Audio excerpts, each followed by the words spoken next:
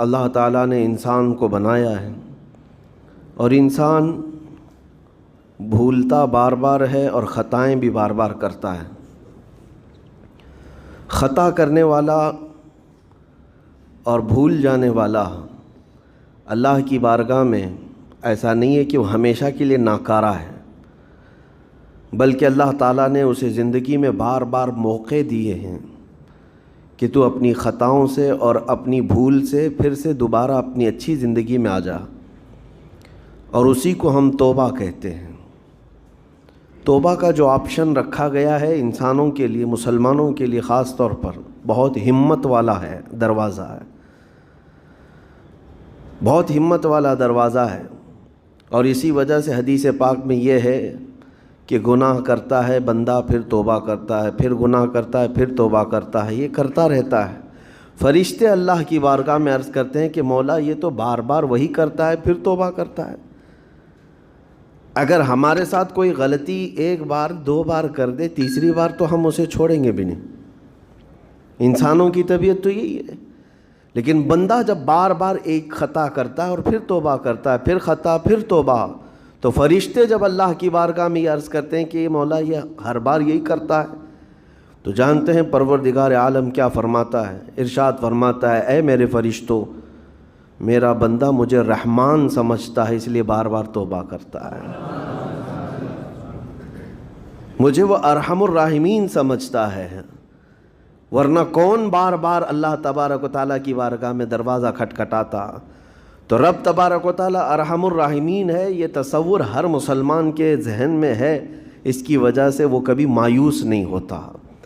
اور شیطان کا سب سے بڑا حربہ کیا ہے جانتے ہیں آپ؟ سب سے بڑا بہکانے کا اور گمراہ کرنے کا اور ہمیشہ گناہوں میں ملوث رکھنے کا سب سے بڑا آلہ، کہ بندے کو سب سے پہلے نا امید کرتا ہے، اب تیرا کیا ہوگا، تو تو بہت برباد ہو چکا ہے۔ یہ جو خیال شیطان ڈالتا ہے دل میں، اس کے بعد پھر وہ بندہ جری ہو جاتا ہے، اب میرے توبہ سے بھی کچھ ہونے والا نہیں ہے، جو جس طرح زندگی چل رہی چلنے دو، ارے 50 سال ہو گئے اب تک میں یہی کرتا رہا، اب کیا سدھروں۔ یہ جو خیالات ہے یہ شیطان ڈالتا ہے تاکہ اس کی کفر پر موت ہو جائے، تاکہ وہ ہمیشہ گناہوں کی موت مرے۔ نا امیدی جو ڈالتا ہے شیطان، اب میرے ساتھ کچھ ہونا نہیں ہے۔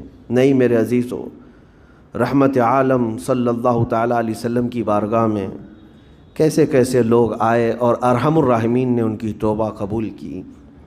آپ کو ایک بات میں بتاؤں، سیدنا عمر ابن خطاب رضی اللہ تعالیٰ عنہ کا دور ہے۔ مثنوی شریف میں مولانا روم فرماتے ہیں جنت البقیع، آپ نے سنا ہوگا قبرستان مدینے کا، مدینے کے قبرستان میں رات کے وقت ایک بوڑھا آدمی 80 سال کا جو بانسری بجاتا تھا اور اسی سے پیسہ کماتا تھا، اس کی بانسری میں بڑی اچھی لے تھی، بڑی سر اچھی تھی، لوگ سنتے تھے اور پیسے دیتے تھے، لیکن بڑھاپے میں جب سانس پھولنے لگ جاتی ہے، ہانپنے لگ جاتا ہے، سانس نہیں ٹھہرتی، تو بانسری کیسے بجتی؟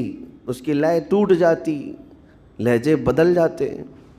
بوڑھا آدمی، اب اس کی بانسری سننے کو کوئی آتا نہیں تھا اور پیسے ملتے نہیں تھے، تھک ہار کر کے وہ آیا، رات کا وقت تھا، جنت البقیع قبرستان میں، 80 سال کی عمر کا ہو گیا ہے، اس نے بانسری توڑ دی، کہا زندگی بھر جس چیز سے میں کماتا تھا اب میری سانسوں نے جواب دے دیا، جسم پھولنے لگا ہے، سانس زیادہ آنے لگ گئی ہے، اب میرا کھانا پینا کیسا چلے گا؟ خیر ارحم الراحمین، ہوں تو تیرا ہی بندہ، میرے اہل و عیال نہیں، میرے رشتہ دار نہیں، مجھے اگر تو بھوکا مارنا ہے تو اسی قبرستان میں مار دے، یا اگر میری زندگی باقی ہے تو میرے رزق کا انتظام کر دے۔ وہ رو رہا تھا 80 سال کی عمر میں۔ جب بندہ لاچار و مجبور ہوتا ہے تو پروردگار کو ہی یاد کرتا ہے۔ جانتے ہیں عمر ابن خطاب رضی اللہ تعالیٰ عنہ امیر المومنین مسجد نبوی میں تھے اور ان کی آنکھ لگی تھی، خواب میں رسول پاک صلی اللہ تعالیٰ علیہ وسلم تشریف لائے، کہا عمر اللہ کا حکم ہے جنت البقیع میں جاؤ، ایک بھوکا آدمی کھڑا ہے، اپنے گھر سے کھانا لے جاؤ اور اس کی ضرورت کا انتظام کرو۔ نیند کھلی تو آپ نے دیکھا اللہ کے حبیب صلی اللہ علیہ وسلم کی طرف سے حکم آیا اور رب ذوالجلال کا حکم ہے. گھر سے عمدہ کھانا لیا تو شادان لے کر کے کچھ مال و متاع بھی لے کر قبرستان میں گئے. ڈھونڈا کون ہے یہاں پر, تو دیکھا کہ ایک ہانپتا کانپتا ہوا 80 سال کا بوڑھا روتا ہوا نظر آیا. امیر المومنین اپنے ہاتھ میں توشادان لے کر اس کے قریب گئے. کہا تو بھوکا ہے؟ کہا ہاں بھوکا ہوں. بیٹھ چل میں تجھے کھلاتا ہوں. دسترخوان بچھا کر اسے اپنے ہاتھوں سے کھلایا اور اسے اپنی ضرورت کے مطابق جو ضروریات تھیں اس کی ضرورت کے مطابق وہ ساری چیزیں دی. وہ بوڑھا پوچھتا ہے آپ کون ہیں؟ حضرت عمر فاروق نے کہا میں عمر ابن خطاب ہوں. وہ ڈر گیا. حضرت عمر سے کون نہیں ڈرتا تھا کہ کہیں یہ کھلا پلا کر کے مجھے کوڑے نہ ماریں کہ زندگی بھر بانسری بجانے والا آج پکڑا گیا ہے, ہاں آج مجھے یہ سزا نہ دے دے. وہ کانپنے لگا. کہا کہ آپ یہاں کیسے؟ حضرت امیر المومنین کہتے ہیں میں خود نہیں آیا, مجھے اللہ کے رسول نے بھیجا اور رب تبارک و تعالیٰ کا حکم آیا تھا کہ تو بھوکا ہے اور تو نے رزق مانگا ہے اور مجھے تیرے رزق دے کر کے بھیجا گیا ہے. وہ چیخ مار کر کے گر پڑا زمین پر اور رونے لگا اپنے ہاتھ پھیلا کر. کہا سچ فرمایا مولا تو ارحم الراحمین ہے. 80 سال تجھ سے دور بھاگتا رہا, ایک بار کیا تجھے میں نے پکارا, تو نے وقت کے امیر المومنین کو کھانا دے کر بھیج دیا. اللہ رب العزت کی بارگاہ میں نا امیدی اور مایوسی جو شیطان لاتا ہے اس سے بندے بھٹک جاتے ہیں, بہک جاتے ہیں, انہیں توبہ کی توفیق بھی نہیں ملتی. اسی لیے میرا مولا فرماتا انا عند ظن عبدی بی. رب تعالیٰ فرماتا میرا بندہ میرے بارے میں جیسا گمان کرتا ہے میں اس کے ساتھ ویسا سلوک کرتا ہوں. تم کیا گمان کرتے ہو؟ وہ سخت پکڑ کرے گا, ابھی مار ڈالے گا. وہ غفار ہے, قہار ہے, جبار ہے, لیکن ساتھ میں وہ ستار بھی ہے, وہ رحمان بھی ہے, رحیم بھی ہے. اگر رب تبارک و تعالیٰ ہر چیز پر پکڑ کرتا تو ہمارا تو جینا ہی نہیں تھا. یہاں پر اتنے گناہ ہو چکے. اور وہ رب تعالیٰ فرماتا وسعت رحمتی کل شیء, میری رحمت نے ہر چیز کو گھیر رکھا ہے. اللہ رب العزت بندوں کو معاف کرنے کا اظہار زیادہ فرماتا ہے. اور جانتے ہیں آپ گناہ جب عام ہوتے ہیں, میں آپ کو اپنے گھر کی بات بتا دوں. میرے گھر میں آپ 4 دن کے مہمان بن کر کے آئے ہیں. کبھی میری کھڑکی توڑ رہے ہیں, کبھی دروازہ توڑ رہے ہیں, کبھی ہمارے گھر کے برتن پٹک رہے ہیں, کبھی فرشی اکھاڑ رہے ہیں. کب تک برداشت کروں گا؟ آپ کو نکال کر باہر کر دیں گے. مہمان نہیں, یہ بلا ہو گئی, یہ گھر سارا اجاڑ رہا ہے.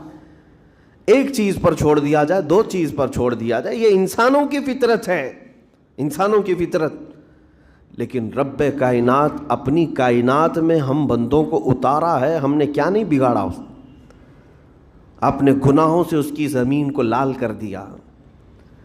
ہاں اس کی نافرمانی سے ہم نے اس کائنات کے رنگ کو بدل دیا. کھلے عام گناہ, ننگا پن, بے حیائی, عیاشی, سب کچھ ہوتا رہا. اس کی کائنات ہے, اس کی زمین ہے, اس کی سلطنت ہے. اور ان گناہوں کی وجہ سے جانتے ہیں آپ سمندر اللہ کی بارگاہ میں عرض کرتا ہے کہ مولا تو مجھے اجازت دے دے, میں ایسی طغیانی لاؤں گا کہ یہ سب ہلاک ہو جائیں گے. ہوائیں اللہ سے اجازت مانگتی ہیں تو مجھے شدت دے دے, میں اتنا تیز اڑاؤں گی کہ ان کے پرخچے اڑ جائیں. لیکن جانتے ہو اللہ کی طرف سے جواب کیا آتا ہے؟ سمندر کو بھی رب تعالیٰ فرماتا ہے, ہواؤں کو بھی کہتا ہے رب تعالیٰ رک جاؤ, میں میرے بندوں کے انتظار میں ہوں, میرے بندوں کی توبہ کے انتظار میں ہوں کہ میرے بندے میرے پاس لوٹ آئیں گے. اسی لیے اللہ کے حبیب صلی اللہ تعالیٰ علیہ وسلم ارشاد فرماتے ہیں اللہ تعالیٰ کو سب سے زیادہ خوشی کس بات کی ہوتی ہے جانتے ہیں؟ رب تعالیٰ اپنے بندوں سے کب خوش ہوتا ہے؟ مثال دے کر کے میرے آقا نے فرمایا, مثال دے کر سمجھایا. صحرا میں, ڈیزرٹ میں ریتیلے میدان ہوتے ہیں, اس کا سفر بڑا ڈینجر ہوتا ہے. آج بھی ڈیزرٹ ہیں بہت سارے, سہارا ڈیزرٹ کا نام سنا ہوگا آپ نے. ہم گئے ہیں 200-250 کلومیٹر تک آپ چلتے رہو گاڑی, نہ ایک درخت نظر آتا ہے, نہ پہاڑ نظر آتا ہے, نہ گھر نظر آتا ہے, کچھ بھی نہیں. اس طرف میدان ریت کا اور آسمان لگا ہوا دکھتا ہے, ادھر بھی آسمان. تنہا ہم اکیلے نظر آتے رہتے ہیں۔ صحرا کا جو سفر ہوتا ہے بہت کٹھن ہوتا ہے۔ نبی پاک صلی اللہ تعالیٰ علیہ وسلم مثال دیتے ہوئے ارشاد فرماتے، ایک بندہ اپنی اونٹنی لے کر، اس پہ ساز و سامان لے کر کھانے پینے کا صحرا کے سفر پر تھا، اور صحرا میں کھانا پانی بہت مقدار میں لی جاتی ہے کیونکہ کچھ ملتا نہیں، اور جلد سے جلد وہاں سے سفر گزار کر کے آنا۔ ایک بار اگر راستہ بھٹک گیا موت ہو جاتی ہے، وہاں پہ راستہ ملے گا نہیں، جس طرف بھی جاؤ تو لگے گا سیدھا ہی چل رہا ہوں، ڈائریکشن ہی نہیں پتہ ہوتے صحرا میں۔ حضور پاک صلی اللہ علیہ وسلم فرماتے ہیں ایک بندہ صحرا کے سفر میں اپنی اونٹنی کے ساتھ ساز و سامان لے کر سفر پر تھا، بیچ راستے میں اسے نیند آئی، سویا، سو کر کے اٹھا تو دیکھا اس کی اونٹنی ساز و سامان کے ساتھ غائب ہے، صحرا میں، بیچ صحرا میں۔ اب جو سواری تھی وہ غائب ہے، کھانا پانی تھا وہ غائب ہے، کچھ نہیں ہے ساتھ میں۔ گھبرا گیا، پریشان ہوا، اپنی اونٹنی کو ڈھونڈتا ڈھونڈتا تھک گیا، کبھی ادھر کبھی ادھر، کبھی ادھر کبھی ادھر، ہر جگہ کہیں کوئی نشان نظر نہ آئے۔ اور جب سواری نہیں ہے تو اب کئی 100 کلومیٹر کا بغیر کھانے پینے کے کیسے سفر کرتا؟ تھک ہار کر کے دوسرا دن ہو کہ تیسرا دن ہو، ایک جگہ وہ بندہ سو گیا، پھر سے سو گیا، اب راستہ بھی نہیں ملتا، سویا تو نیند سے اٹھا جب تو دیکھا اس کی اونٹنی بھی موجود ہے، اس کا ساز و سامان بھی ہے۔ یہ مثال ہے، یہ مثال ہے۔ میرے آقا صلی اللہ علیہ وسلم صحابہ سے اب پوچھتے ہیں، اے میرے صحابہ بتاؤ اس بندے کو جو صحرا میں گمشدہ اونٹنی جس کی مل جائے اسے خوشی کتنی ہوگی؟ صحابہ کہتے ہیں یا رسول اللہ اس کی تو جان میں جان آ گئی ہوگی، کیونکہ وہ جانتے تھے صحرا کا سفر کیا ہوتا ہے۔ کہا سب سے زیادہ اسے خوشی ہوگی کہ اس کا کھویا ہوا سامان مل گیا، کھوئی ہوئی سواری مل گئی۔ میرے آقا صلی اللہ علیہ وسلم فرماتے ہیں گم شدہ اونٹنی کے ملنے پر جیسے اس مسافر کو خوشی ہوئی، اس سے کئی زیادہ بڑھ کر کے رب تعالیٰ کو اس وقت خوشی ہوتی ہے جب ایک گنہگار بندہ واپس توبہ کر کے اس کی بارگاہ میں آتا ہے۔ رب تعالیٰ کی بارگاہ میں جب بندہ پلٹ کر کے آتا ہے، رب تعالیٰ فرشتوں پر اس بندے کو دکھا کر رشک کرتا ہے، ارشاد فرماتا ہے میرا بندہ میرے پاس آ گیا، میرا بندہ میرے پاس آ گیا ہے۔